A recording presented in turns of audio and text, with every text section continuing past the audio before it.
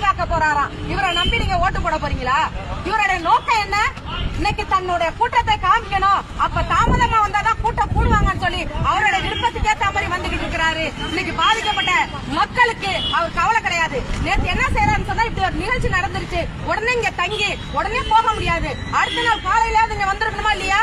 அன்னைக்கு இரவே என்ன செய்யறாருன்னா அவசரமா பிளைட்ட முடிச்சு சென்னைக்கு ஓடிட்டு இருக்கிறாரு. அப்ப மக்கள் மேல என்ன அக்கறை இருக்குது?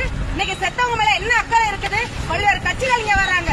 திமுகவை சேர்ந்த முதல்வர் இங்க வர்றாரு, உடனே வர்றாரு. ஆனா ஏன் விஜய் வரல? விஜய் இங்க இருந்து சென்னைக்கு ஓடுறாரு. அப்போ மக்கள் மேல இவருக்கு அக்கறை கிடையாது. இந்த கூட்டத்தை காட்டி எப்படி நான் முதல்வர் பதவியை அனுபவிக்க வேண்டும் சொல்லிதான் இவருடைய திட்டமா இருக்குது. ஆகவே உயிரிழந்த இந்த மக்களுக்கு, பாதிக்கப்பட்ட இந்த மக்களுக்கு காரணம் விஜய் தான். எனவே குற்றவாளி விஜய் தான். விஜயை கைது செய்ய வேண்டும், தாவேகா கட்சியை தடை செய்ய வேண்டும். பாதிக்கப்பட்ட மக்களுக்கு அவருடைய